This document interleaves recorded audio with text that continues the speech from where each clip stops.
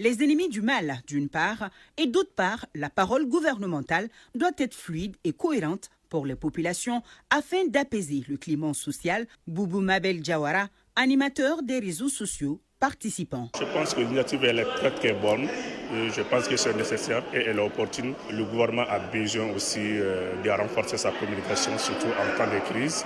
Aujourd'hui, on est confronté à une crise multidimensionnelle et chacun doit contribuer à sa manière, que ce soit la communication classique, la communication institutionnelle, ainsi que les réseaux sociaux qu'on sort là. Et puis tout n'est pas bon à dire. Il faut qu'on fasse encore beaucoup de retenue pour tout ce que nous voyons aussi. Baï Koulibaly, chargé de mission ministère des Mines, participant. Nous faisons face à une crise depuis bientôt 10 ans.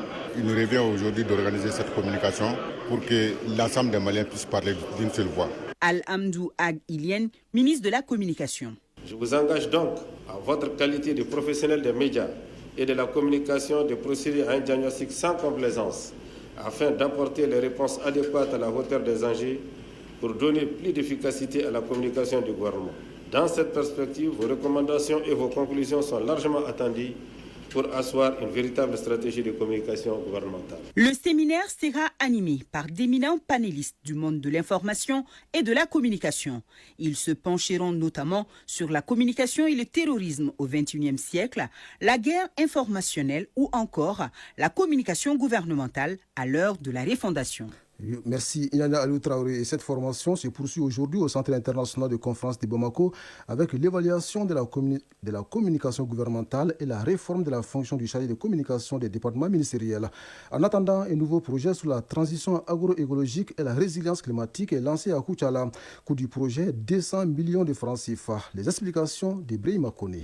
Le projet TAE ou encore transition agroécologique dans les régions de Sikasso et Koutiala vient d'être lancé. Un lancement qui marque le top départ de la promotion de la résilience climatique grâce à la mise à l'échelle et au co-apprentissage pour la transformation du système alimentaire. Ainsi, la mise en œuvre du projet TAE sera assurée par l'ONG Ahmed et ses partenaires, Dr Ousmane Sanogo, représentant de l'IER. Le premier point, c'est la mise à échelle des technologies agroécologiques à travers les champs de vitrines. Et le dernier point, c'est le renforcement des capacités des acteurs, producteurs, chercheurs, agents de développement. Préfet du cercle de Koutiala. La transition agroécologique se présente comme une alternative prometteuse et durable à l'agriculture conventionnelle. Mais pour obtenir des résultats satisfaisants de la transition agroécologique, il faut nécessairement une approche intégrée, alliant techniques agricoles, politiques publiques et engagement des populations locales. Le projet TAE devra permettre de renforcer l'autonomie des producteurs pour des systèmes alimentaires plus résilients grâce au développement d'innovations agroécologiques. Dr Bougouna Sogoba, directeur de l'ONG Ahmed. Pendant 3 ans, nous allons donc implémenter ce projet dans les zones de Bessoba, Noera, Dougou, vers Sikasso, dans d'autres localités de la région de Koutiala, de sorte qu'on puisse avoir dans certains villages des parcs d'innovation ou des expériences réussies dans des stations de recherche à travers le Mali, à travers les pays de l'Afrique de l'Ouest, de pouvoir les implanter tous au même endroit, de sorte que les agriculteurs, les conseillers agricoles, les services techniques de l'État puissent venir s'en inspirer. Le projet TAE est financé à 200 millions de francs CFA par la fondation Mike Knight. Koutiala, Brahima Kone et Amadou Doulo pour l'ORTM. En Guinée-Bissau, l'opposition a réagi à l'annonce de la candidature du président Oumarou Sissoko Embalo pour un second mandat. Elle accuse le chef de l'État de manœuvre pour se maintenir illégalement au pouvoir. L'opposition estime que son mandat a expiré depuis le 27 février dernier, malgré une décision de la Cour suprême qui a repoussé l'échéance au 4 septembre. La prochaine présidentielle est fixée au 30 novembre 2025. En RDC, les évêques catholiques et les pasteurs protestants intensifient leurs efforts pour un pacte social, pour la paix et le bien vivre ensemble. Ils ont été reçus hier par le président ougandais Yoweri Museveni, une étape clé dans leur démarche dont l'objectif est de rallier les dirigeants régionaux à cette initiative qui se veut inclusive et porteuse de solutions pour la stabilité de la région. Dans le même registre, l'Allemagne a annoncé hier suspendre ses nouvelles aides au développement au Rwanda. Berlin affirme condamné fermement les attaques, en particulier la prise des villes de Goma et Bukavu en RDC, qualifiées de violations de l'intégrité territoriale et de la souveraineté du pays. En Égypte, le sommet extraordinaire de la Ligue arabe sur Gaza s'est ouvert hier au Caire en présence de nombreux chefs d'État et du secrétaire général de l'ONU, Antonio Guterres. Le président égyptien Abdel Fattah al-Sisi a annoncé hier l'adoption de son plan de reconstruction de Gaza.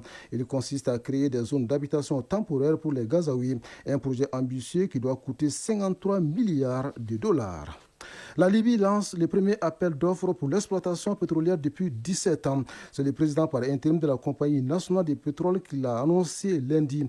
Le pays est engagé à attirer de nouveaux investisseurs pour relancer l'exploration et moderniser son secteur énergétique en dépit de l'instabilité politique. Pour le ministre par intérim du pétrole, la Libye a besoin de 3 à 4 milliards de dollars d'investissement pour atteindre une production d'1,6 million de barils par jour. Enfin, aux États-Unis, le président Donald Trump s'est exprimé hier devant le Congrès. Un discours portant sur le thème « Le renouveau du rêve américain ». Pour les locataires de la Maison-Blanche, les États-Unis sont sur le point de connaître un retour en force comme le monde n'en a jamais connu et n'en connaîtra peut-être jamais.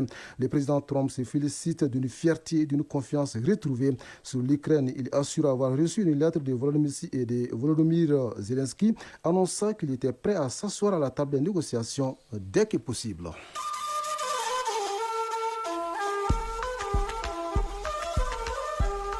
AES Actualité.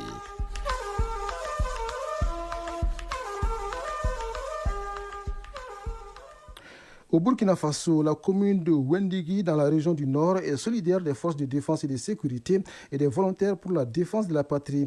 Elle vient de mettre à leur disposition des moyens roulants pour la reconquête du territoire national, de quoi faciliter leur mobilité dans la traque des forces du mal. D'autres détails dans ce compte-rendu signé Zanvier Belem Yengré de Radio Burkina.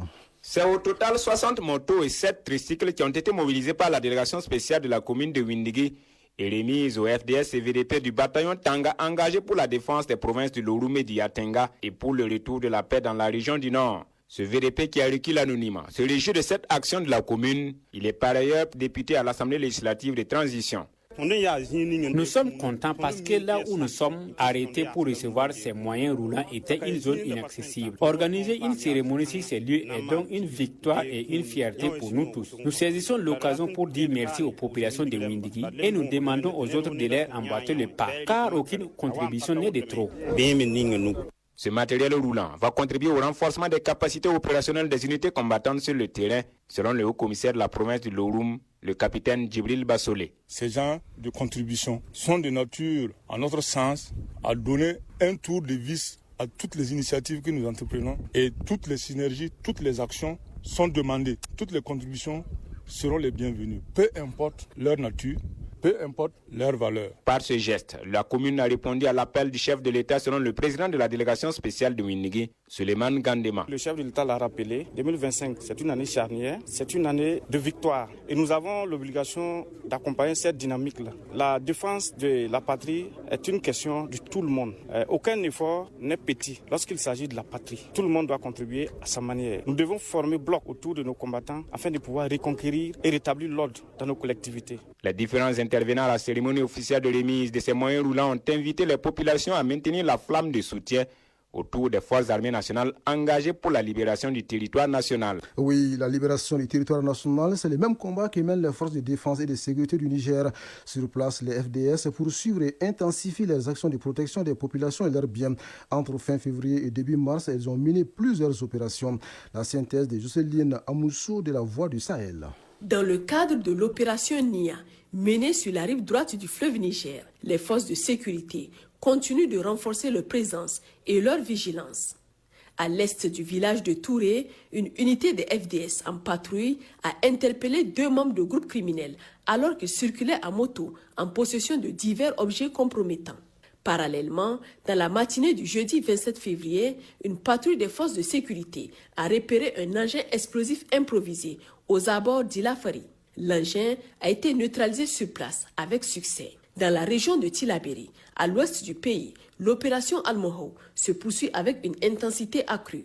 Cette semaine, sur la base de renseignements fiables, la brigade de piste de Tillabéri a interpellé 4 ravitailleurs de groupes armés terroristes circulant à moto. Lors de l'intervention, une motocyclette a été saisie.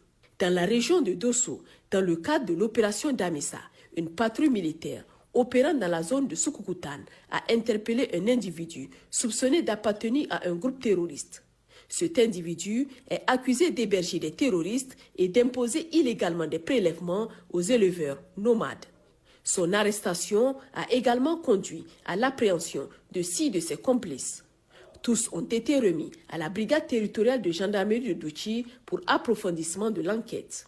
Dans la région de Tawa, dans le cadre de l'opération Chara, une patrouille mixte départementale de Tilia s'est déplacée aux alentours de Telemses, à environ 65 km au sud de Tilia, où elle a arrêté 2 individus recherchés pour complicité avec des groupes armés criminels, notamment dans le ravitaillement en carburant. Les suspects ont été transférés à Tilia et remis à la brigade de gendarmerie pour la suite de la procédure. Les forces combattantes réitèrent leur engagement à défendre le Niger et sa population contre toute menace. La coopération des citoyens demeure essentielle pour garantir et renforcer la sécurité nationale. En cas d'urgence, veuillez contacter les lignes vertes. Pour les forces armées nigériennes, le 40-40. Pour la gendarmerie nationale, le 40-00. Pour la garde nationale du Niger, le 280. Pour la police nationale, le 83-83.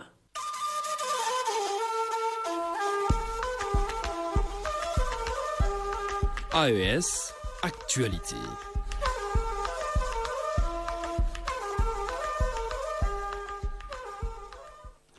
C'est un acte de civisme qui pourrait inspirer d'autres localités du Mali. Le village de Nyagazoni, dans la commune urbaine de Sikasso, s'acquitte intégralement de 2 ans de taxes et impôts. Un geste salué par les autorités communales qui ont tenu à faire le déplacement dans le village. Objectif, saluer les populations et leur remettre les quittances. C'était sous l'œil de Mariam Touré de notre bureau régional à Sikasso. Situé à une vingtaine de kilomètres de la ville de Sikasso, le village de Nyagazoni, par ce geste de citoyenneté affirmé, par le paiement de 2 années de taxes et impôts, veut apporter sa contribution au développement communal. Nouhoum Koulibaly, chef de village de Nyagazoni. C'est une tradition chez nous. C'est notre 4e fois de payer du temps de califat. Nous avons vu l'utilité parce qu'ils nous ont payé des pompes à motricité humaine. Si tout le monde peut prendre l'exemple sur nous. Et c'est pour saluer cet engagement citoyen que les autorités communales et locales ont tenu à faire le déplacement dans ce village de 900 âmes, parmi lesquelles 190 personnes sont assujetties aux taxes et impôts, tout un symbole. Khalifa Sanogo, maire de la commune urbaine de Sikasso. On paye entièrement cette taxe. C'est un exemple que nous voulons que les autres villages ou les quartiers de Sikasso, puis la commune de Sikasso puissent suivre. C'est pourquoi nous avons tenu à ce que la remise des quittances se passe devant tout le monde. Ce n'est pas la première fois qu'un village paye entièrement ses taxes, mais c'est la première fois qu'un village paye 2 années en même temps. Awa Doumia, préfet adjoint de Sikasso. C'est vraiment un acte très reconnaissant qui honore Sikasso, qui honore aussi la commune urbaine et puis le village de Nyagazoni. Il faut signaler que la présente cérémonie a enregistré la présence de plusieurs chefs de village rattachés à la commune urbaine qui doivent s'inspirer de l'exemple de Nyagazoni. Sikasso, Mariam Touré et Suleiman Bamba pour l'ORTM.